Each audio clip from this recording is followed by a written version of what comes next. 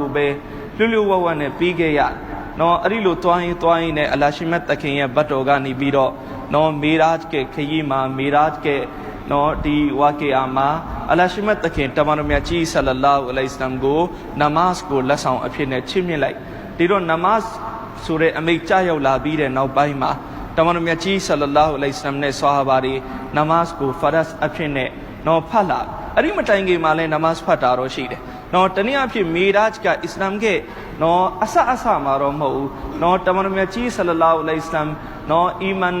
နဲ့အစ္စလာမ်ရဲ့ဒါဝတ်ကိုပေးပြီးတော့နှစ်အတော်လေးကြာတော့မှတနည်းအားဖြင့်မကာရဲ့တတန်းမှာနှစ်ပေါင်း9နှစ်10နှစ်10နှစ်ဝန်းကျင်လောက်ကြာပြီးတော့မှဒီမေရာဂျ်ရဲ့ကိစ္စကဖြစ်လာတာဒီတော့အဲ့ဒီမတိုင်ခင်ကလေးကတမန်တော်မြတ်ကြီးနဲ့ဆွာဘာတွေကနမတ်တော့ဖတ်နေတယ်သူပေမဲ့ဖရတ်အနေနဲ့တော့မဟုတ်ဒါပေမဲ့ဘေးအချိန်မှာမေရာဂျ်ကဝါကီယာဖြစ်ပြီးသွားလေအလရှိဘတ်အခင်တိုက်ရိုက်နမတ်ကိုဖရတ်အဖြစ်နဲ့၅ချိန်သတ်မှတ်ပေးလိုက်လေအဲ့ဒီနောက်ပိုင်းမှာတော့နမတ်ကိုဖရတ်အဖြစ်နဲ့ဆွာဘာတွေဟာဖတ်လာကြနော်အဲ့ဒီလိုဖတ်ရင်းနဲ့ဒါမကာရဲ့တတန်ပြီးဆုံးသွားတဲ့အခါကျတော့တမန်တော်မြတ်ကြီးနဲ့ဆွာဘာတွေမဒီနာကိုရောက်သွားကြပြီးမဒီနာကိုရောက်သွားတဲ့အခါမှာလဲတမန်တော်မြတ်ဆလောဆမ်မဒီနာကိုဟီဂျရတ်လုပ်နေရင်းနဲ့လမ်းမှာနေမဲ့တမန်တော်မြတ်ဆလောဆမ်မစဂျစ်ကူဘာဆိုတဲ့ကူဘာပလီဝကျောင်းတော်ကြီးကိုတိဆောက်ခဲ့တယ်အဲ့ဒီလိုနဲ့တမန်တော်မြတ်ကြီးမဒီနာရွှေမြို့တော်ကိုရောက်တယ်ရောက်ပြီးတဲ့နောက်ပိုင်းမှာတမန်တော်အရင်ဆုံးမစဂျစ်နဘူီလို့ခေါ်တဲ့ပလီဝကျောင်းတော်ကြီးကိုတမန်တော်တိဆောက်ခဲ့တယ်တိဆောက်ပြီးတဲ့နောက်ပိုင်းအဲ့ဒီမစဂျစ်နဘူီမှာတမန်တော်မြတ်ကြီးနဲ့ဆွာဘာတွေအထူးတကွနမတ်5ချိန်ကိုဂျမာအတ်နဲ့ဖတ်ကြနော်အစမှာတော့မဒီနာရွှေမြို့တော်ရောက်ခါစားမှာတော့မွတ်စလမန်ကအနည်းစုပဲသို့ပေမဲ့တနေ့တခြားမွတ်စလမန်တွေရဲ့အရေးအတွက်တွေတိုးပွားလာတယ်များလာတယ်တဖြည်းဖြည်းမွတ်စလမန်တွေဟာနေရာအနှံ့ကိုပြန့်နှံ့သွားပြီနော်မဒီနာမြို့ထဲမှာပဲနေရာအနှံ့မှာရှိလာကြအဲ့ဒီအခါတရက်တမန်တော်မြတ်ကြီးဆလ္လာဟူအလိုင်ဝါဆလမ်ကဆွာဟာဘာတွေနဲ့မရှဝရာလုပ်နော်မရှဝရာလုပ်တဲ့အခါကျတော့ဘာကောင်းတွေမရှဝရာလုပ်လဲဆိုတော့အခုကအရင်လိုမဟုတ်တော့နော်အရင်တော့ဆိုရင်နမတ်အချိန်ကြာရောက်လာပြီဆိုရင်နော်မစဂျစ်နဘူရဲ့ဝင်းကျင်မှာပဲနော်ဆွာဘာတွေရှိနေတဲ့အားလုံးကိုဒီရောက်လာတနည်းအားဖြင့်မွတ်စလမန်နဲ့တလောက်မများသေးဘူးနော်နမတ်အချိန်အားလုံးရောက်လာကြတယ်သူကသူအခုကျတော့တော်တော်များလာပြီနော်တချို့ကပလီနဲ့အင်မတန်လှမ်းတဲ့နေရာမှာတွေလည်းနေကြနော်မွတ်စလမန်တွေရဲ့အရေးအတွက်လည်းများလာပြီဆိုတော့နမတ်အချိန်ရောက်လာပြီဆိုလို့ရှိရင်နမတ်အချိန်ကြာရောက်ကြောင်းအခုရောက်နေပြီဖြစ်ကြောင်းအသိပေးဖို့အတွက်နှိုးဆော်မှုလေးတစ်ခုလောက်လုပ်ရင်ကောင်းမယ်တမန်တော်မြတ်ကြီးနဲ့ဆွာဘာတွေမရှဝရာလုပ်နော်အဲ့ဒီလိုနော်နမတ်အချိန်ကြာရောက်လာပြီဒီတော့နမတ်ဖတ်ဖို့အတွက်နော်အဝေးမှာရှိနေတဲ့သူတွေကအနီးမှာရှိတဲ့သူအားလုံးကိုနှိုးဆော်လိုက်မယ်ဆိုလို့ရှိရင်ပလီကိုရောက်လာကြဘယ်သူမှကြံတော့မှာမဟုတ်အဲ့ဒီအတွက်နှိုးဆော်မှုလေးတစ်ခုတော့လုပ်ရင်ကောင်းမယ်ဒီတော့အားလုံးကလည်းသဘောတူတယ်ကိုတော့လှုပ်တင်တာပေါ့နော်လှုပ်တင်တယ်အင်မတန်လှုပ်တင်ဒါဆိုရင်ကောင်းပြီဘယ်ပုံစံလုပ်မလဲအဲ့ဒီအခါဆွာဘာတွေကမရှဝရာအမျိုးပေးက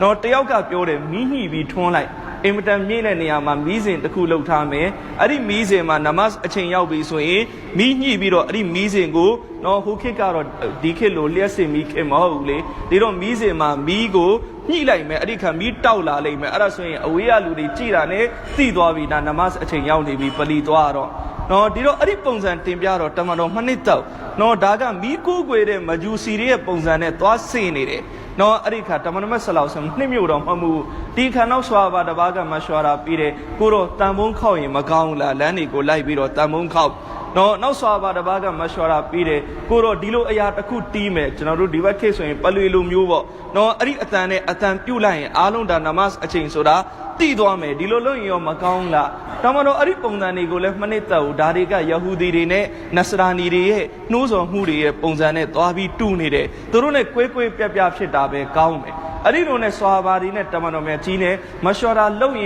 င်နဲ့နောက်ဆုံးညအချိန်နော်ညဘက်ရောက်သွားတယ်နော်ညအိတ်ချိန်ရောက်သွားတယ်တိကျတဲ့ဖိုက်ဆလာတစ်ခုတော့မဖြစ်သွားဘူးဆုံးဖြတ်ချက်တစ်ခုတော့ဘယ်လိုလုပ်မယ်ဆိုတာမကြပြည့်အဲ့ဒီလိုနဲ့အားလုံးကိုဒီအိမ်ပြန်သွားတယ်အိမ်ပြန်သွားပြီးတော့ညအိတ်ကောအဲ့ဒီလိုနဲ့ညအိတ်ပြီးမနက်အစောကြီးနော်မနက်အစောကြီးမိုးမလင်းကြီးအချိန်မှာပဲဘာဖြစ်လဲဆိုတော့ဆွာဟာဘာတပါအဲ့ဒီဆွာဟာဘာရဲ့နာမည်ကဟာဒတ်အဗ်ဒူလာဘင်ဇိုက်တင်အဒီရဘီလို့ခေါ်တယ်ဒီဆွာဟာဘာကတမန်တော်မြတ်ကြီးစီကိုအပြေးလွှားလာနော်အပြေးလွှားလာတယ်အိယာကနေတန်းထပြီးတော့အပြေးလွှားလာနော်လာတဲ့အခါကျတော့တမန်တော်မီးတယ်ဘာဖြစ်လို့တလောက်အပြေးလွှားလာတာလဲအဲ့ဒီအခါဒီဆွာဘာကရှောက်ထားတယ်ယာရဆူလလာကျွန်တော်အိမ်မက်နော်အိမ်မက်ထဲမှာကျွန်တော်ကိုအင်မတမကိုပဲနော်အဝိအဖြူနဲ့နော်မလာအီကာလို့နော်ထင်ရတဲ့ပုဂ္ဂိုလ်ကြီးတစ်ပါးကကျွန်တော်ကိုလာပြီးတော့ ဒီတိုင်းအာဇန်ပေးဒီတိုင်းနမတ်ကိုဖိတ်ခေါ်ဆိုပြီးတော့ကျွန်တော်ကိုနော်ဒီစာသားတွေတင်ပေးတယ်တမန်တော်မေးတယ်ဘယ်စာသားတွေတင်ပေးတာလဲအဲ့ဒီခါဒီဆွာဘာကကိုတော့အလ္လာဟူအက္ဘာအလ္လာဟူအက္ဘာအလ္လာဟူအက္ဘာအလ္လာဟူအက္ဘာ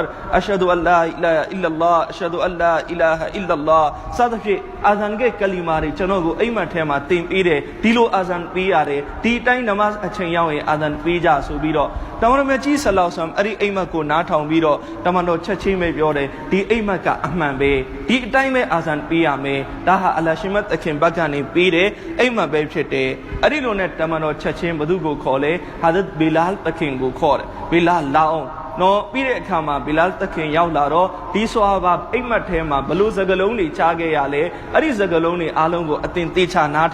းထောင်ပြီးသွားတာနဲ့အခုတက်ပြီးတော့အာဇန်ပြီးတော့နော်အဲ့ဒီလိုနဲ့ဘီလာသခင်ကဒီဆွာဘာကိုမိတယ်အိမ်မက်ထဲမှာဘလို့စကလုံးတွေချားခဲ့ရဒီဆွာဘာပြောပြတယ်အလ္လာဟူအက္ဘာအလ္လာဟူအက္ဘာအလ္လာဟူအက္ဘာအလ္လာဟူအက္ဘာအာဇန်ကစာသားတွေပြောပြတဲ့အခါဘီလာသခင်သေချာနားထောင်ပြီးတော့ပြီးရောဘီလာသခင်ချက်ချင်းပဲနော်မင်နာရာပေါ်တက်ပြီးတော့ဘီလာသခင်အာဇန်ပြီးတယ်အဲ့ဒါပထမဦးဆုံးအာဇန်ပဲအဲ့ဒီလိုနဲ့ဘီလာသခင်အာဇန်ပြီးနေတုံးပဲရှိသေးတယ်နော်အိယာတွေကနေပြီးတော့ခြုံဆောင်ကိုခြုံနေတာဘသူကနေရောက်လာလဲဆိုတော့ဟာဒတ်ဥမာသခင်ကြီးရောက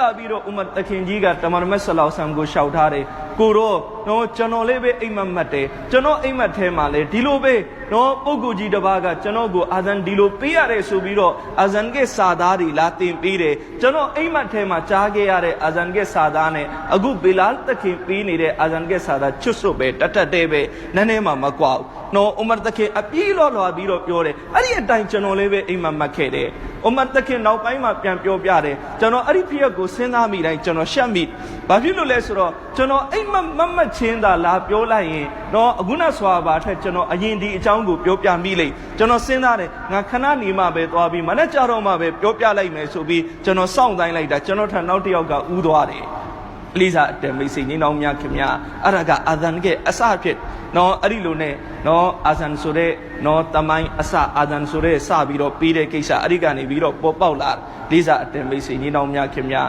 းနောက်တစ်ခုကအာဇန်ဒန်ဆိုတာကအစ္စလာမ်ရဲ့ဝိသေသအစ္စလာမ်ရဲ့ရှာအီတွေကတစ်ခုပဲအာဇန်ဒီအစ္စလာမ်ရဲ့ဝိသေသတွေကတစ်ခုပဲအစ္စလာမ်သာသနာရဲ့အမှတ်အသားတွေကအာဇန်ဟာတစ်ခုဖြစ်တယ်လေးစားအတမိတ်စိတ်ညီနောင်မြခင်များဒီတော့အာဇန်ရဲ့အစမှာအလရှိမတ်တခင်ကအလ္လာဟူအက္ဘာကိုဘနခပြောခိုင်းလေလေးကတီအာဇန်ရဲ့အစမှာဆူခိုင်းဒါနဲ့ပတ်သက်ပြီးတချို့ပညာရှင်တွေကဟစ်မတ်တစ်ခုတင်ပြနော်စัจ java လာကြီးကိုဒီကဘာကြီးကိုအလရှိမတ်တခင်၄မျိုးသောအကြာကိုအခြေခံပြီးတော့ဖန်ဆင်းထားတစ်မျိုးကရေဖြစ်တယ်တစ်မျိုးကလေဖြစ်တယ်တစ်မျိုးကမြေဖြစ်တယ်တစ်မျိုးကမီးဖြစ်နော်တနည်းအားဖြင့်မီးရဲ့ရေရဲ့လေရဲ့မြေရဲ့နော်ဒီအရာ၄ခုကိုအခြေခံပြီးကဘာကြီးကိုဖန်ဆင်းထားနော်ကဘာကြီးရဲ့နော်ငကိုမူလပစ္စည်းတွေကိုကြည့်မယ်ဆိုရင်ဒီအရာ၄ခုပဲနော်မီးပါတယ်ရေပါတယ်လေပါတယ်မြေပါတယ်နော်ဒီတော့အလ္လာဟူအက္ဘာတစ်ခုကဒီအရာ၄ခုကိုရည်ညွှန်းတာဘာကိုရည်ညွှန်းတာလဲဆိုတော့မီးဟာလဲသူ့မှာလဲအင်မတန်ကြီးတဲ့အင်အားတစ်ခုရှိနော်မီးအင်မတန်ကြီးတဲ့အင်အားဒီနေ့နော်လူတွေဘလောက်ပဲအင်အားကြီးတယ်ပြောနော်မီးရဲ့အင်အားကိုလူတွေရဲ့အင်အားမတုနိုင်ဘူးနော်လူတွေစီမှာဘလောက်ပဲလက်နက်တွေများနော်မီးရဲ့အင်အားကလည်းတော်တော်ကြီးတဲ့အင်အားပဲဥမာအဖြစ်ကျွန်တော်တို့ကြားဘူးလိမ့်မယ်တခါတချို့နေရာတွေမှာတောမီးလောင်နော်မီးလောင်ပြီးတောမီးလောင်ပြီးဆိုရင်လားနဲ့ချီပြီးနှိမ့်ရတာရှိတယ်နော်ကဘာပေါ်မှာဘလောက်ပဲခင်မီစက်ကရိယာတွေပေါ်အဲ့ဒီမီးအရှိန်ကောင်းနေတယ်မီးအင်မတန်အားပြင်းနဲ့လောင်နေတာကိုနေ့ချင်းညချင်းပြီးသွားအောင်မငိမ့်နိုင်ရောက်တကယ်အင်မတန်တိုးတက်တဲ့နိုင်ငံတွေတောင်နေ့ချင်းညချင်းပြီးသွားအောင်မီးမငိမ့်နိုင်နော်လွန်ခဲ့တဲ့3-4နှစ်အရင်ကနော်အစ္စရေးမှာတောမီလောင်အစ္စရေးဆိုတာတော်တော်ကိုမှနီးပြင်းတာနဲ့ပတ်သက်ရင်တိုးတက်တဲ့နိုင်ငံနောက်ဆုံးသူလက်မြောက်လိုက်ရတယ်ကမ္ဘာနိုင်ငံတွေအကုန်လုံးကိုအကူကြီးတောင်းတယ်သူ့ကိုဝိုင်းကူပေးပါဒီမီးငိမ့်ဖို့အတွက်ဆိုလိုတာကမီးမှလည်းအင်မတန်ကြီးတယ်အင်အားတစ်ခုရှိတယ်ဒီတော့ပထမအလ္လာဟူအက္ဘာကဒါကိုရည်ညွှန်းနေတာမီးနော်အဲ့ဒီမီးထက်လေအလ္လာရှိမတ်တခင်ပို့ပြီးတော့ကြီးတယ်နော်မီးလေအလ္လာရှိမတ်တခင်ရဲ့ဖန်သင်းကံပဲနော်နောက်ထပ်အရာတစ်ခုကမီးပြီးွားရင်လေဖြစ်နော်လီဆိုတာလေအင်မတန်ကြီးကျယ်တဲ့အင်အားတစ်ခုပဲလေဘလောက်အင်အားကြီးလဲဆိုတော့အလ္လာရှိမတ်တခင်အများကြီးသောကောင်းတွေကိုအလ္လာလေးနဲ့ဖြည့်ဆည်းပစ်လိုက် နော်အများကြီးသောအမျိုးအနွယ်တွေနဗီတမန်တော်ရဲ့အမိတ်ကိုဖီးဆန်တယ်နော်အလ္လာဟ်ရှင်မြတ်သခင်ခိုင်းထားတဲ့အလုပ်တွေကိုကန့်လန့်လုပ်တယ်ကောင်းပြီဟုတို့ကောင်းပြီဆမှုတို့အလ္လာဟ်ဘာနဲ့ဖြတ်စည်းလိုက်လဲဆိုတော့သူတို့ကိုအလ္လာဟ်လီနဲ့ဖြတ်စည်းလိုက်နောက်ဆုံးကုရ်အာန်မှာပြောတယ်ရီဟန်ဆရဆရာအင်မတန်ပြင်းထန်တဲ့လေကသူတို့ကိုဒီလောက်အထိလှုပ်လိုက်တယ်အဲ့ဒီလေမုန်တိုင်းကြီးလေတိုက်ပြီးတော့အင်မတန်အင်အားကြီးပြီဆိုတဲ့လူတွေနော်အင်မတန်အင်အားကြီးလွန်းအန်ကြီးလို့နော်အိမ်ဆောက်ပြီးနေတာမဟုတ်ကြောက်တီကိုထွင်းပြီးတော့နေတဲ့လူတွေကဒီလေရဲ့အစပ်ကြီးလေကြပြီးတော့သူတို့တွေကတစ်ကိုင်းတစ်ပင်တမင်ကိုလေတိုက်လိုက်လို့အဲ့ဒီတစ်ပင်ကတစ်ကိုင်းနေကျိုးကျပြီးမြေပြင်မှာဘလို့ပြန့်ကျဲနေတယ်အဲ့ဒီလူတွေအဲ့ဒီအတိုင်းမြေပြင်မှာပြန့်ကျဲသွားနော်လီဆိုတာလေအင်မတန်ကြီးတဲ့အင်အားတစ်ခုပဲဒီနေ့ကမ္ဘာပေါ်မှာလီမုန်တိုင်းဆိုတာမကြနေရာတော်တော်များများမှာဖြစ်နေတဲ့ကိစ္စဘလောက်ပဲအင်အားကြီးတဲ့နိုင်ငံဖြစ်ပါသည်လီမုန်တိုင်းတစ်ခုဝင်လာဖို့ကိုမဝင်လာအောင်ဟန့်တားနိုင်တဲ့အရေးချင်းဘယ်နိုင်ငံမှာမှဘယ်စစ်အင်အားမှာမရှိဘူးနော်အခုလီမုန်တိုင်းနော်ဘယ်သမုတ်တရားမှာတော့လေဖီအားနဲ့ရောင်ဝန်းဖြစ်နေပြီးဖြည်းဖြည်းမှမုန်တိုင်းငယ်ဖြစ်လာပြီးမုန်တိုင်းငယ်ကနေမုန်တိုင်းကြီးဖြစ်လာပြီးဘယ်ကုန်းတွင်းပိုင်းကိုဝင်ရောက်တော့မယ်မိုးလေဝသကသတိပေးပြီးကျင်ညာတာပဲရှိတယ်နောက်ဆုံးအမေရိကန်လိုနိုင်ငံဖြစ်နေပါသေးနော်တရုတ်လိုနိုင်ငံဖြစ်နေပါသေးသူတို့တွေတခြားအပိုင်းမှာသာအင်မတန်အင်အားကြီးမယ်ဒါပေမဲ့သူတို့တိုင်းပြည်ကိုလေမုန်တိုင်းဝင်လာပြီဆိုရင်သူတို့လည်းအလူးအလေခံရတာပဲသူတို့လည်းလူတွေကိုပြောင်းရွှေ့ဖို့ကြိုတင်သတိပေးရုံကလွဲပြီးဘာမှသူတို့မလုပ်ပေးနိုင်ဘူးအဲ့ဒီလေမုန်တိုင်းကိုဟန့်တားနိုင်တဲ့အင်အားလူတွေမှာမရှိဘူးအင်မတန်ကြီးတဲ့အင်အားပဲဒီတော့အလ္လာဟူအက်ဘာနောက်တစ်ခုကဒါကိုအတိပေးတာဖြစ်တယ်အဲ့ဒီလေထက်လည်းအလ္လာဟ်ရှင်မြတ်သခင်ပို့ပြီးတော့ကြီးကျယ်တယ်နော်နောက်တစ်ခုက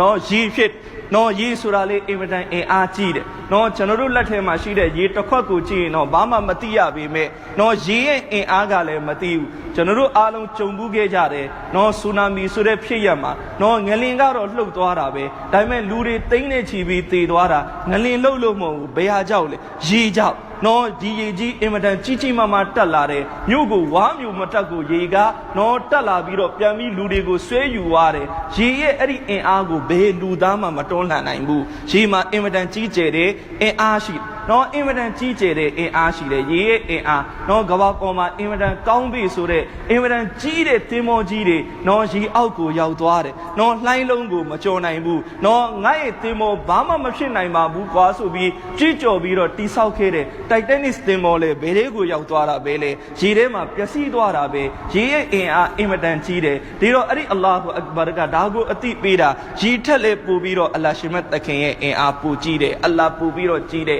နောက်ထပ်တစ်ခုကမြေဖြစ်မြေလဲအင်မတန်အင်အားကြီးတယ်နော်ဒီနေ့ဒီမြေကြီးနော်ကျွန်တော်တို့ရဲ့ခြေထောက်အောက်မှာရှိနေတာနော်ငါခြေထောက်အောက်ကမြေကြီးလို့ပြောကျွန်တော်တို့ပြောလို့ရပေမဲ့အဲ့ဒီမြေကြီးနည်းနည်းလေးခါသွားကြည့်နော်ကျွန်တော်တို့တာမန်လူသေးသေးလေးမပြောနဲ့အင်မတန်ကြီးတဲ့အထက်80 90တိုက်ကြီးပါပြိုကျသွားလိမ့်နော်ဒီမြေကြီးရဲ့အင်အားလဲအင်မတန်မှကိုပဲကြီးတယ်နော်အင်မတန်မှကိုပဲဤပညာနဲ့ပတ်သက်ရင်တိုးတက်တယ်ဆိုတဲ့ဂျပန်နိုင်ငံကမ္ဘာပေါ်မှာအင်မတန်ထူးဆန်းတဲ့အရာတွေကိုတစ်မျိုးပြီးတစ်မျိုးတီထွင်တဲ့သူ့ပစ္စည်းဆိုရင်ကမ္ဘာပေါ်မှာနော်နှိုင်းစရာမရှိတော့အောင်ကောင်းတဲ့ဂျပန်လိုနိုင်ငံကဒါတော့သူတို့မတွန်းလှန်နိုင်ဘူးသူတို့နိုင်ငံမှာခဏငလင်လှုပ်တယ်အဲ့ဒီငလင်မလှုပ်အောင်သူတို့မတွန်းလှန်နိုင်ဘူးဘာဖြစ်လို့လဲမြေရဲ့အင်အားကြီးတယ်နော်ငလင်တစ်ချက်လှုပ်သွားပြီဆိုရင်သူတို့တွေနှစ်ပေါင်းများစွာနော်လပေါင်းများစွာအချိန်ယူပြီးစောက်လုပ်ထားတဲ့စက်ယုံတွေလာပေါင်းများစွာအချိန်ယူပြီးစောက်လုပ်ထားတဲ့တိုက်တာတွေနော်စက္ကန့်ပိုင်းအတွင်းထဲမှာဝုန်းနဲ့ပြိုလဲသွားတယ်ဘာမှမတတ်နိုင်ဘူးမြေအင်မတန်အင်အားကြီးတယ်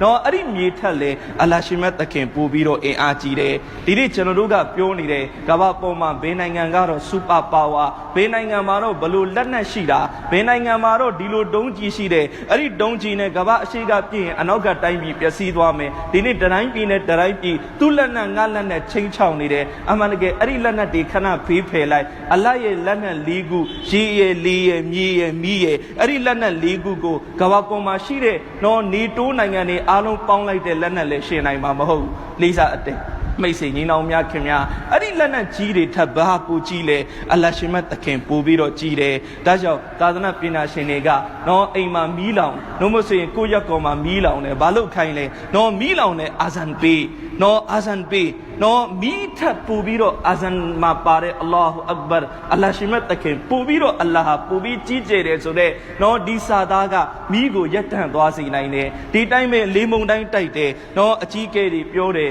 နော်ဘာလို့ လေမုန်တိုင်းတိုက်တယ်အာဇန်ပေးအေးပတ်ပတ်လေအာဇန်ပေးဒီတိုင်းပဲငလင်လုတ်တယ်ငလင်လုတ်နေတဲ့အချိန်ဘာလုပ်ကမလဲအာဇန်ပေးဒီတိုင်းပဲရေကြီးလာတယ်အာဇန်ပေးနော်အာဇန်ပေးခြင်းဖြင့်နော်ဒီအန်တီယေတွေကိုအလ္လာဟ်ရှင်မြတ်သခင်အာဇန်ရဲ့အကြောင်းခံနဲ့ထိမ့်သိမ့်ကာကွယ်စောင့်ရှောက်ပေးမှာဖြစ်တယ်လိစာအတဲမိတ်ဆွေညီနောင်များခင်များဒီတော့လူတစ်ယောက်ကနော်အာဇန်တန်ကိုကျွန်တော်တို့နော်နေ့စဉ်နေ့တိုင်းကြားနေရတယ်နေ့စဉ်နေ့တိုင်းနားထောင်နော်နားထောင်အာဇန်နဲ့ပတ်သက်လာရင်အာဇန်ရဲ့အဒပ်ဆိုတာလည်းပဲရှိဒီနေ့အများကြီးမိတ်ဆွေတွေနော်ဒီအတွက်စိတ်မကောင်းဖြစ်ကြတယ်ဟာကျွန်တော်တို့ရက်ကွက်ကပလီကတော့အာဇန်ကိုမိုက်နဲ့ပြီးလို့မရတော့ဒါပေမဲ့မိုက်နဲ့ပြီးလို့ရတဲ့အချိန်တော့အောင်ကျွန်တော်တို့ဘလောက်အာဇန်ရဲ့အိတ်တရမ်အာဇန်ကိုဂုံပေးလေနော်ကျွန်တော်တို့ဘလောက်အာဇန်ကိုလေးစားတမှုပြုနော်အိမ်မှာ TV ဖွင့်ထားတဲ့အာဇန်တန်ကြားလို့ကျွန်တော်တို့ပိတ်လိုက်လားအိမ်မှာကျွန်တော်တို့စကားတွေထိုင်ပြောနေတဲ့ပေါင်ဖွဲ့ပြီးအာဇန်တန်ကြားလို့ကျွန်တော်တို့ရက်လိုက်လားမရက်ကြဘူးမပိတ်ကြဘူးအဲ့ဒီလိုနေနဲ့ပလီကမက်နဲ့အာဇန်ပေးလို့မရတော့ဘူးအစိုးရကတားလိုက်ပြီဆိုရင်ကျွန်တော်တို့အကြီးအကျယ်စိတ်မကောင်းဖြစ်ကြနော်အမှန်တကယ်တော့ဒါတွေအားလုံးကဆက်ဆက်မှုရှိတယ်အလ္လာဟ်ရှင်မြတ်သခင်ကလူတွေကတန်ဖိုးမထားတော့ဘူးဆိုရင်အလ္လာဟ်အဲ့ဒီနေမတ်ကိုပြန်ပြီးရုပ်သိမ်းတယ်နော်ကျွန်တော်တို့အာဇန်တန်ကြားနေရအိမ်ကပလီနဲ့အဝေးကြီးပဲဒါပေမဲ့မိုက်ကအာဇန်တန်ကြားနေရကျွန်တော်တို့တန်ဖိုးမထားဘူးအဲ့ဒီအတွက်အလ္လာဟ်ရှင်မြတ်သခင်ပြန်ပြီးရုပ်သိမ်းလိုက်တယ်လေးစားအတဲမိတ်ဆွေကြီးနောင်များခင်များအာဇန်တန်ကိုတန်ဖိုးထားရနော်ဟာဇတ်အီမမ်အာမတ်ဘင်ဟမ်ဘလ်ရာဟ်မတုလ္လာအလိုင်တခင်ရဲ့အင်ရှိကနော်ဗဘေးသမားရဲ့ဝါကေကကျွန်တော်ဒီမှာခဏပြောဘူးတယ်နော်သူနော်ခွေလွန်သွားတဲ့အခါမှာအလ္လာဟ်သူ့ကိုဘေးအဆင့်ပေးလိုက်လေခေတ်အခါရဲ့အင်မတန်ကြီးကျယ်တဲ့ပညာရှင်သူတော်စင်ဖြစ်တဲ့အီမမ်အာမတ်ဘင်ဟမ်ဘလ်နဲ့သူ့ကိုဂျန်နတ်မှာတဆင့်နဲ့ပေးလိုက်တယ်နော်အဲ့ဒီအခါအိမ်မက်မတ်တဲ့ပုဂ္ဂိုလ်ကသူ့အိမ်လာပြီးသူ့ရဲ့မိသားစုကိုမေးတယ်သူ့မှာဘာအမလ်ရှိလို့လဲအဲ့ဒီအခါသူ့မိသားစုကပြောပြတယ်သူကတော့အထွေထူးဘာအမလ်မှမရှိဘူးနော်သူဗဘေးသမားနော်ဗဘေးသမားဆိုတော့အင်မတန်ပင်ပန်းနေမှာအလုပ်လုပ်ရတယ်ညဆိုအိပ်ပျော်သွားတယ်နော်ဒါပေမဲ့သူ့မှာအင်မတန်ကောင်းတဲ့တချို့အချက်တွေရှိတယ်အဲ့ဒီတဲကတစ်ခုကဘာလဲဆိုတော့သူဗဘေးထူတဲ့အချိန်နော်ဗဘေးထူတဲ့အချိန်အေယာမတူကြီးကိုသူမပြီးသွားအဲ့ဒီအချိန်အဒန်ဒန်အလ္လာဟူအက်ဘာဂျိုင်းထူလက်ဆဆိုပြီးဆက်ပြီးမထူလိုက်ဘူးအဲ့ဒီတူကိုဘေးမှာချပြီးတော့သူပလီသွားလိုက်တယ်အဲ့ဒီလောက်သူအဒန်ဒန်ကိုလေးစားတယ်နော်ဟာရူန်ရရှစ်ကဇနီးရှိတယ်ဟာရူန်ရရှစ်ကဇနီးဇူဘိုင်ဒါဆိုပြီးတော့နော်ဇူဘိုင်ဒါတခင်မကဟာရူန်ရရှစ်ကဇနီးတရက်အိမ်မက်နော်ဒီအိမ်မက်ကဝါကေကပြောမယ်ဆိုရင်တော့အရှိကြီးပဲနော်ဒီတော့နော်တဖြည်းဖြည်းနဲ့ဟာရူန်ရရှစ်ကဇနီးဖြစ်တဲ့ဒီဇူဘိုင်ဒါကအင်မတန်ကြီးတဲ့အကျိုးပြုလုပ်ငန်းကြီးတစ်ခုကိုလှုပ်လိုက်နော်ဘာလှုပ်လိုက်လဲဆိုတော့သူဟတ်စ်သွားတဲ့အခါဟာရူန်ရရှစ်ကနန်းဆိုင်တာကအီရတ်ဘဂ္ဂဒတ်မှာဆိုင်တာနော်အဲ့ဒီလိုနဲ့ဟတ်စ်သွားတော့ဟတ်စ်မှာဟာဂျီတွေရေတော်ဒုက္ခရောက်ငကိုတဲ့ကနော်မက္ကာမဒီနာရေရှားတဲ့နေရာနော်အဲ့ဒီခေတ်ကဘာမှအခုလိုနော်တေယူပို့ဆောင်ရေးတွေဘာမှမရှိသေးဘူးနော်အာရဗ်ကလည်းမထွန်းကားသေးတော့သူဟတ်ရောက်တော့ဟတ်မှာကြည့်တယ်လူတွေရေအတွက်တော်ဒုက္ခရောက်နေတယ်ရေတောက်ဖို့တော်အခက်ခဲဖြစ်နေတယ်အဲ့ဒီအခါဒီဘရင်ဇနီးမိဖုရားကြီးကနန်းတော်ပြန်ရောက်တော့သူစဉ်းစားတယ်ငါဒါတခုတော့လုပ်လိုက်ဘာလို့မလဲဆိုတော့အီရတ်မှာရှိတဲ့မြစ်တစ်ခုကနေပြီးတော့သူဟာအဲ့ဒီမက္ကာအထိကိုနော်နေဟရီဇူဘိုင်ဒါလို့ခေါ်တဲ့တူးမြောင်ချောင်းတစ်ခုသူပေါက်လိုက်နော်ဖောက်ပြီးတော့အဲ့ဒီကနေရေဟိုထိသွားအောင်နော်သူအင်မတန်မှပဲနှစ်တီလာတွေအချိန်ပေးပြီးတော့လူအင်အားပေါင်းများစွာငွေကြေးပေါင်းများစွာသုံးပြီးတော့နော်ရေပို့တဲ့စနစ်တစ်ခုကိုလှုပ်လိုက်နော်အဲ့ဒီစနစ်ကအလောက်လူတွေအတွက်အကျိုးဖြစ်သွားတယ်နှစ်ပေါင်းမြောင်များစွာနော်မက္ကာမှာလာတဲ့ဟာကြီးတွေအဲ့ဒီဇူဘိုင်ဒါတခင်မရဲ့ဒီလှုပ်ဆောင်မှုရဲ့အကြောင်းကန်နဲ့ရေကိုဖောတည်စွာအသုံးချနိုင်ရုံမကောက်အဲ့ဒီလမ်းကြောင်းတစ်လျှောက်မှာရှိတဲ့တိုင်းပြည်တွေမြို့တွေရွာတွေအကုန်လုံးမှာရှိတဲ့လူကြီးလူငယ်ယောက်ျားမိန်းမကလေးတရိษံမကြံအဲ့ဒီရေကိုတောက်သုံးပြီးအများကြီးရဲ့ဘဝတွေအဆင်ပြေသွားကြတယ်ရေအခက်ခဲကနေလွတ်မြောက်သွားတယ်အင်မတန်ကြီးကျယ်တဲ့ကောင်းမှုကြီးတစ်ခုလှုပ်လိုက်တာနော်ဒါတာမန်လူတယောက်မလုပ်နိုင်ဘူးဘရင်မိဖုရားဖြစ်တဲ့အတွက်ငွေကြေးလည်းရှိတယ်ဒဏလည်းကျွေဝတယ်ဩဇာလည်းရှိတယ်အဲ့ဒီအပေါ်မှာဒီလောက်ကြီးတယ်အလူအတန်းကြီးတစ်ခုသူလုပ်နိုင်ခဲ့တယ်ဒီတော့အားလုံးကလည်းသူ့ရဲ့ဇင်ဒဂီမှာပြောတယ်ဒီလောက်ကြီးတဲ့ကောင်းမှုလုပ်ခဲ့တာအဲ့ဒီကောင်းမှုရဲ့အစာမနှက်ဖြန်ကိယာမတ်နေ့ကျရင်တော့အလ္လာဟ်ဘလောက်တောင်ပြီးမလဲမသိဘူးအဲ့ဒီလိုနဲ့သူဆုံးသွားတယ်သူကိုတယောက်အိမ်မက်တယ်အိမ်မက်ထဲမှာမေးတယ်နော်အချိန်လေးဘလို့ရှိတယ်ဒီလောက်ကြီးကျယ်တဲ့ကောင်းမှုလုပ်ခဲ့တဲ့အစာအလ္လာဟ်ဘာပြီးလဲဒီတော့ဇူဘိုင်ဒါတခင်မပြောပြတယ်နော်အလ္လာဟ်ရှင်မတ်တခင်နော်ကျမမထင်ထားတဲ့ကိစ္စလေးတစ်ခုရဲ့အကြောင်းကံနဲ့မဂ်ဖီရတ်လုပ်လိုက်ကျမမထင်ထားတဲ့ နော်ကျမအမှုမဲ့အမှတ်မဲ့လှုပ်လိုက်တဲ့ကိစ္စလေးတစ်ခုရဲ့အကြောင်းကံနဲ့မဂ်ဖီရတ်လှုပ်လိုက်တယ်တဲ့ဘယ်အကြောင်းကံနဲ့လဲမိကြည့်တဲ့အခါကျတော့တခါကကျမအိမ်မှာနော်အိမ်အလုပ်တွေလုပ်နေရင်းနဲ့နော်ကျမပဝါလေးလဲပတ်ထားတယ်ဒါမှပဝါကတော့အိမ်ထဲမှာနေတယ်ဆိုတော့ခေါင်းပေါ်မှာဆောင်းထားတာတော့မဟုတ်ဘူးဒီတိုင်းလေးပဲပဝါတိုင်းထားတယ်အဲ့ဒီအချိန်ရုတ်တရက်ပလီကနေအဇန်တန်ကြားရတယ်အဲ့ဒီအချိန်ကျမနော်ဒီအတိဝင်လာတယ်ဒီလိုစဉ်းစားတယ်အလရှိမတ်တခင်ကြီးကျယ်ကြောင်းနော်မွအဇင်ကအဇန်ပေးနေတယ်ပြောနေတယ်အဲ့ဒီအချိန်ငါရဲ့ဦးကောင်းကြီးကဟာလာဟင်းလင်းကြီးဖြစ်နေရင်မကောင်းပါဘူးဆိုပြီးတော့ကျမအဇန်တန်ကိုလေးစားတဲ့အနေနဲ့ဂုံပေးတဲ့အနေနဲ့ကျမနော်ဂုတ်ပေါ်မှာကြာနေတဲ့ပေါ်ဝါစကိုဒီလိုဆွဲတင်ပြီးဦးကောင်းကိုဖုံးလိုက်တယ်နော်ကျမအမှုမဲ့အမှတ်မဲ့လှုပ်လိုက်တာပဲနော်ဒီအလုပ်ကိုအဲ့ဒီလောက်ကြီးလဲကျမသတိလည်းမရှိဘူးဒါပေမဲ့အဲ့ဒါလေးကိုအကြောင်းခံပြီးအလ္လာဟ်နှစ်သက်သွားတယ်အလ္လာဟ်ရှိမတ်တခင်မဂ်ဖီရတ်လွန်ခြင်းချမ်းသာခွင့်ချီးမြှင့်လိုက်တယ်လေးစားအတ္တမိတ်ဆွေညီနောင်မြခင်များအာဇန်ကအာဒါဘ်ဆိုတာလေးရှိတယ်နော်အာဇန်နဲ့ပတ်သက်ပြီးကျွန်တော်တို့မှာဘာဝတ္တရားတွေရှိတယ်နော်အာဇန်နဲ့ပတ်သက်တဲ့ဝတ္တရားပါရှိလဲအာဇန်တန်ကြားပြီဆိုရင်ကျွန်တော်တို့တိတ်ဆိတ်လိုက်ရမယ်ငြိမ်သက်လိုက်ရနော်ငြိမ်သက်လိုက်ကနော်အိမ်မှာစကားတွေပြောနေတယ်အပြင်မှာစကားတွေပြောနေတယ်ခဏလေးနှုတ်ဆိတ်လိုက်နော်အိမ်မှာတခြားအရာတွေဖွင့်ထားတယ် TV ဖွင့်ထားတယ်နော်ကက်ဆက်ဖွင့်ထားတယ်ကျွန်တော်တို့ပိတ်လိုက်နော်အာဇန်တန်ကြားပြီဆိုတာနဲ့ပိတ်ပြီးတဲ့အခါနော်အာဇန်တန်ကိုနားထောင်နော်အာဇန်တန်ကိုနားထောင်ပါနော်အာဇန်တန်ကိုနားထောင်ရင်းနဲ့အထူတူနော်မွအဇင်ကအာဇန်တန်အပေါ်မှာနော်ကျွန်တော်တို့လိုက်ပြီးတော့ဂျဝပ်ပေးပါအာဇန်ကဂျဝပ်ပေးရတာခက်ခဲတဲ့ကိစ္စမဟုတ်ဘူးမွအဇင်ကဆိုတယ်အလ္လာဟူအက်ဘာအလ္လာဟူအက်ဘာကျွန်တော်တို့လည်းပဲလိုက်ဆိုအလ္လာဟူအက်ဘာအလ္လာဟူအက်ဘာမွအဇင်ကဆိုတယ်အရှဟဒူအလ္လာအီလာဟအီလလာကျွန်တော်တို့လည်းပဲလိုက်ဆိုအရှဟဒူအလ္လာအီလာဟအီလလာနော်မွအဇင်ကဆိုတယ်အရှဟဒူအန်နမုဟမ္မဒ်ရဆူလုလာကျွန်တော်တို့လည်းလိုက်ဆိုအရှဟဒူအန်နမုဟမ္မဒ်ရဆူလုလာအဲ့ဒီလိုလိုက်ဆိုတဲ့အကျိုးပါရှိလေအာဇန်ကဂျဝပ်ပေးရင်နဲ့ကျွန်တော်တို့အရှဟဒူအလ္လာအီလာအီလလာနှစ်ခါဖတ်ပြသွားတယ်အရှဟဒူအန်နမုဟမ္မဒ်ရဆူလုလာနှစ်ခါဖတ်ပြသွားတယ်ဒီတော့အဲ့ဒီအကျိုးကပါရှိလေကျွန်တော်တို့အီမန်အတိတ်တစ်ချိန်ကိုအီမန်ကိုပြန်လန်းဆန်းအောင်လုပ်လိုက်တာပဲအလ္လာဟ်ရှင်မတ်တခင်စီမှာပြန်ပြီးတော့မိမိအီမန်ဖြစ်ကြောင်းတတ်သိပေးလိုက်တာပဲ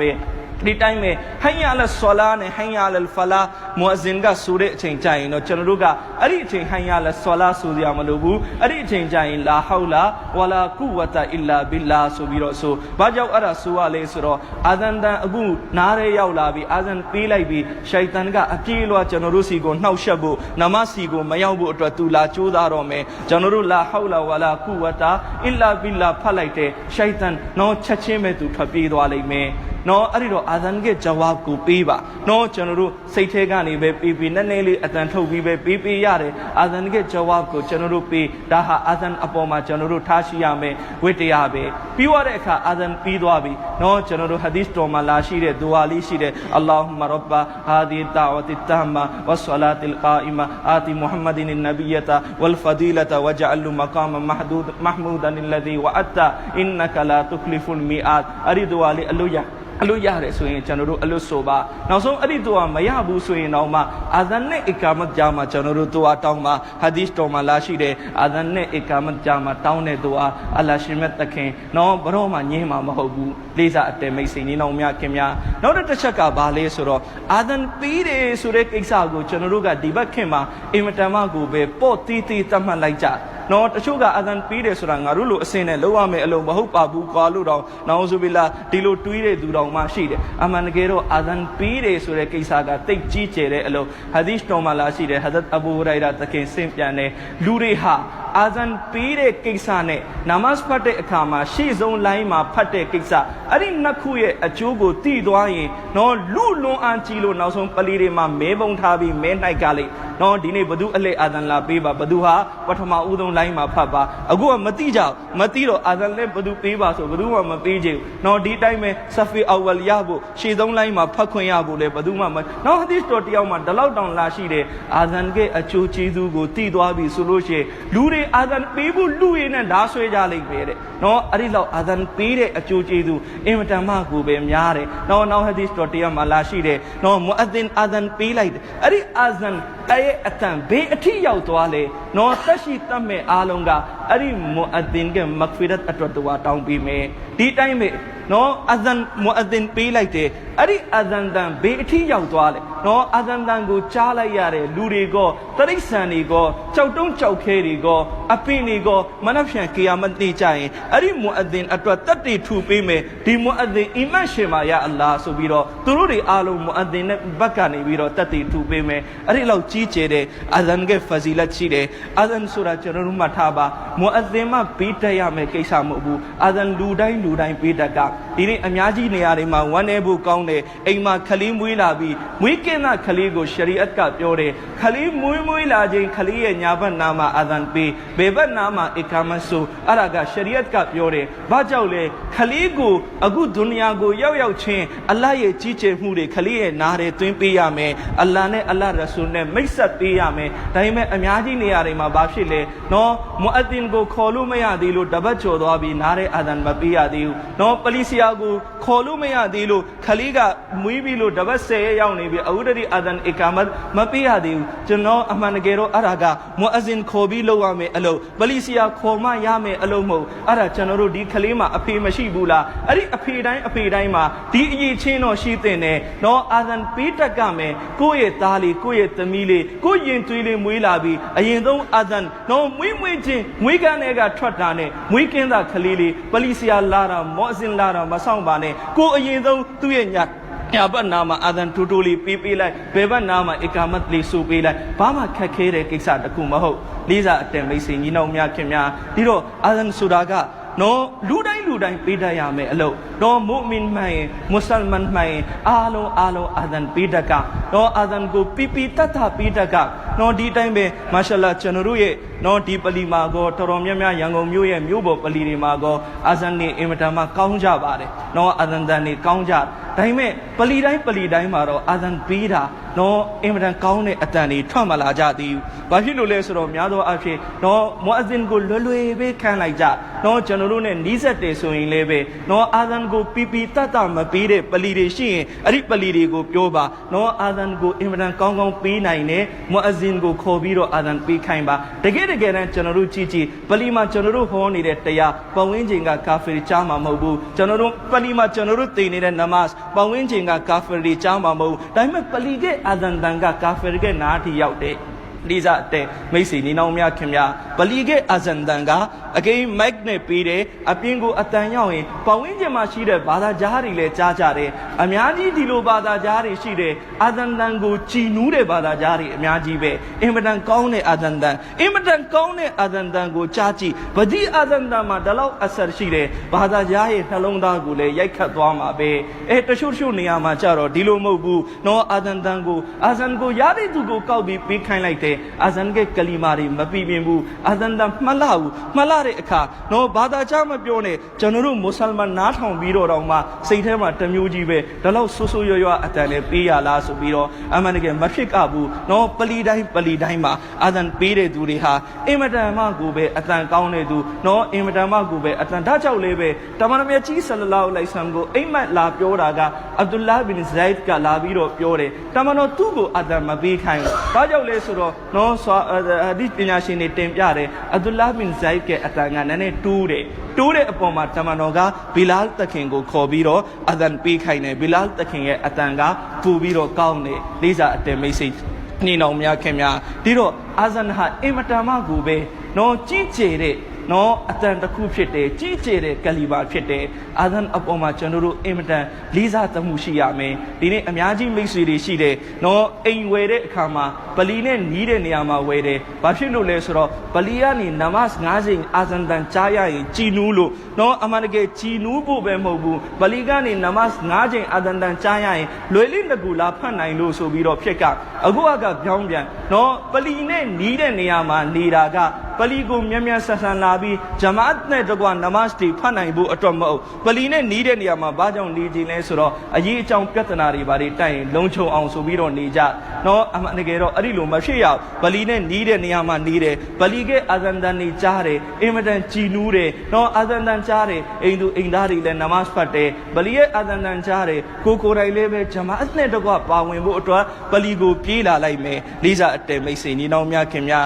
းဒီတော့အာဇန်တန်နဲ့ အကာမတ်ကဂျာမှာအချိန်တစ်ခုခွာတယ်ဆိုတာလေဒီအတွက်ပဲလူတယောက်အာဇန်တန်ကြားရင်သူပလီကိုလာဖို့မှီရမယ်ဂျမာအတ်နဲ့တကွပတ်နိုင်ဖို့အတွက်ကျွန်တော်တို့ကိုတီးတန့်အာဇန်ကအိမ်မှာကြည်နူးဖို့အတွက်ဖြိုဖြေမှုပေးနေတဲ့အတန်တစ်ခုမဟုတ်လေးစားအတန်မိတ်ဆွေညီတော်များခင်ဗျာမာရှာလာကျွန်တော်အိမ်အင်မတန်နေရာကောင်းမှရှိတယ်ဘာဖြစ်လို့နေရာကောင်းတာလဲနမတ်9ချိန်ရဲ့အာဇန်တန်နေကျွန်တော်အိမ်စီကိုရောက်နေတယ်နော်အင်မတန်ကြည်နူးစရာကြည်နူးမှုတတ်ကြီးပဲမဟုတ်နော်ကျွန်တော်တို့ကြည်နူးဖို့ဖြောဖြေနေတဲ့အတန်မဟုတ်ကျွန်တော်တို့ကိုနမတ်ဖတ်ဖို့နော်ခေါ်နေတဲ့အတန်နော်ဥမာအဖြစ်ကျွန်တော်တယောက်နဲ့ပြောခိုင်းတယ်ငါအိမ်မှာဒီနေ့ထမင်းတွေချက်ထားတယ်ဒါဝတ်လုပ်ထားတယ်လမ်းထိပ်ကဘိုင်တွေကိုခေါ်ခဲ့လာခဲ့ပါဆိုပြီးတော့လမ်းထိပ်ကဘိုင်တွေကသွားပြောတဲ့သူကသာပြောတယ်အားလုံးမသိကြံဆောင်ပြီးနေတယ်ဆိုရင်ကျွန်တော်ဘယ်လောက်စိတ်ဆိုးမလဲနော်ဒီလူတွေကွာငါတလောက်တကူးတကလူတယောက်လှုပ်ပြီးပြောခိုင်းတယ်ငါအိမ်မှာလာပြီးထမင်းလာစားပါသူတို့မသိကြံဆောင်ပြီးတော့နေတယ်ကျွန်တော်တို့ပုံစံလဲအဲ့ဒီလိုဖြစ်နေတယ်အလ္လာဟ်ရှိမတ်တခင်မူအဒ်ဒင်နဲ့အလ္လာဟ်ကြီးညာခိုင်းတယ်နမတ်ဖတ်ဖို့လာကြအောင်မြင်မှုဘက်ကိုလာကြကျွန်တော်တို့တွေအားလုံးမတိကျန်ဆောင်ပြီးတော့နေတယ်ကျွန်တော်တို့အားလုံးဒီအာဇန်တန်ကိုလိလူရှူပြီးတော့နေလိုက်တယ်အလ္လာဟ်ရှိမတ်တခင်ဘလောက်တောင်မှစိတ်ဆိုးမလဲလေးစားအတက်မိတ်ဆွေညီနောင်များခင်များကျွန်တော်အစောကတင်ပြခဲ့သလိုပဲအာဇန်ဟာအလ္လာဟ်ရဲ့နော်အစ္စလာမ်သာသနာရဲ့ရှာအာအီတွေကဝိသေသတွေကတခုပဲဒီနေ့ကဘာပေါ်မှာကျန်တဲ့အတန်တွေပြတ်သွားလိမ့်မယ်တို့ပေမဲ့အာဇန်တန်ပြတ်သွားတယ်ဆိုတာရှိမှာမဟုတ်နော်အချိန်တိုင်းမှာနော်အချိန်တိုင်းမှာကမ္ဘာနေရာအနှံ့မှာအာဇန်တန်နေရှိနေတယ်ကျွန်တော်တို့တွေးကြည့်နော်မြန်မာပြည်မှာအခုဖဂျာနမတ်ဖဂျာအချိန်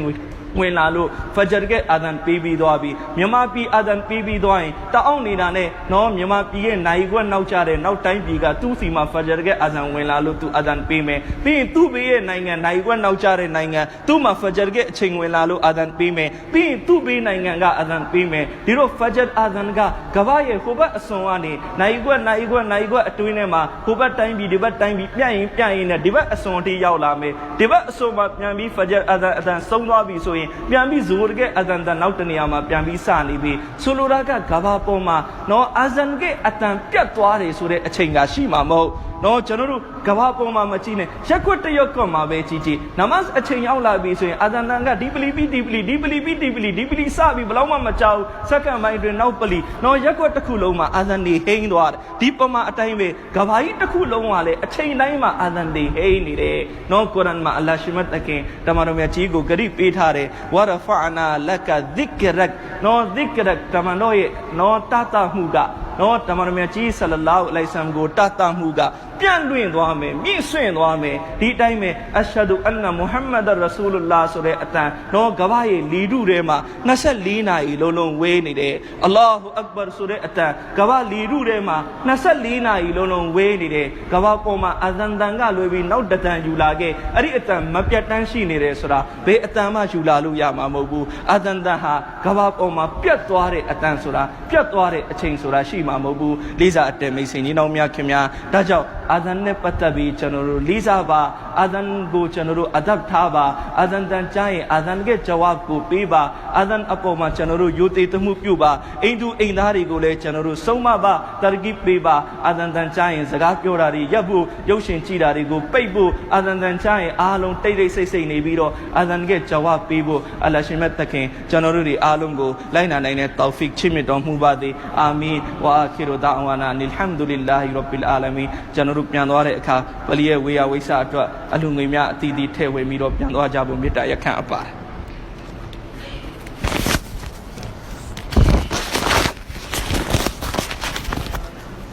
ဆလာမ်အလိုင်ကွမ်ဒီကောင်းနေနော်ဆရာဆလာမ်အလိုင်ကွမ်